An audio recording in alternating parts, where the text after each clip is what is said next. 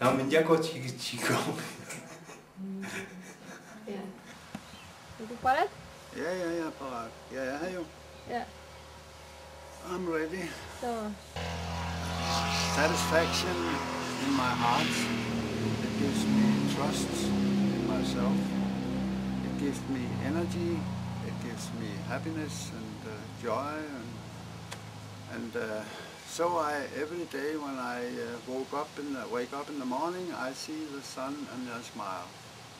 A happy day. But also it gives me the believing that life is just not happiness. But any minute in my life, I think about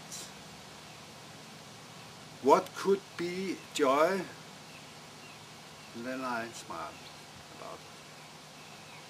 Qigong is for me to meet, well, to be honest, Qigong is for me that I met you as a Qigong master. And your inspiration were that I had to I find myself, I find the heart, the little boy. And I remember you asked me, what can I help with? You were just standing there, what can I help you? I don't know, I said, I'm tired, I want to sit down, let's sit down and talk. And I can do this and I can do that, and you named about hypnose, and I said I never tried it, but I like to try it, and what you want to find? And I said, well, I remember I said I want to find my guide, my, I don't know, find the God in myself, to find the way in to trust my trust. Okay. And then I met little Sven in 7 years, playing on the field, playing with the flowers, with the cows, and jumping around. And I was, you know, just like I could decide if I want to stay here or if I want to fly.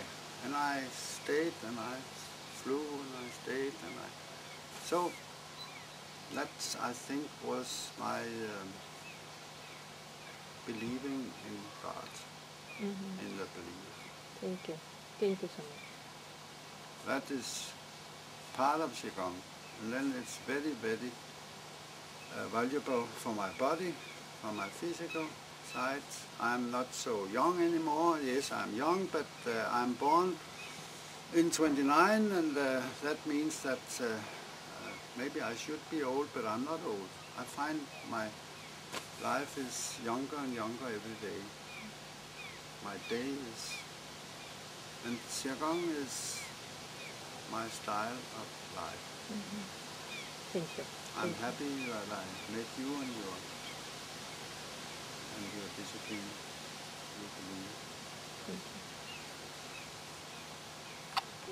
Hej. Ja, goddag, mener jeg. Ja, hvad vil du? Har du nogle ledende spørgsmål? Ja, fortælle om sig selv, om hvor du hedder, og hvorfor du kom til Qigong. Om mig selv? Ja. Men det bliver jo en lang historie, der skal gøres kort. Ja. Men jeg er Svend, og jeg er, ja. Jeg bor i H.C. Andersens land om eventyr, og det har været et eventyr for mig. Jeg er søndagsbarn fra den 24. februar 1929, og jeg var, tror jeg nok, meget ønsket. Jeg fik en masse kærlighed, og markerede mig som en glad gut, som jeg er på en gård i Nordsjælland. Det var et dejligt sted at være for mig. Jeg blev landmand, da jeg var 2 år, siger mine forældre, og siden har jeg været det. Nu har jeg så mødt livet på en anden måde, efter jeg har trukket mig tilbage som landmand, og har arbejdet meget med mig selv, og fundet denne her disciplin, de her krops-sind og ånd øvelser, som hedder Qigong, og som har beriget min tilværelse med en ekstra dimension. og den gør det hver dag. Jeg synes selv, jeg har så meget glæde af det, og har lyst til at være trofast ved det. Og vi har på vores hold i Lyngby en meget, meget inspirerende og dygtig mester i sit felt, Irena Bjørnø, som jeg traf for et halvt år siden, og det har egentlig givet mig en meget, meget smuk tilværelse. En meget smuk tilværelse, ja, det vil jeg sige. Kærlig, men også en ærlig tilværelse, fordi tilværelsen er ikke kun smuk, men du kan gøre den smuk, og vi gør den smuk, hos Irena. Og jeg kan blive helt rørt, når jeg tænker over alle de glade mennesker. Undskyld, du må gerne klippe det ud.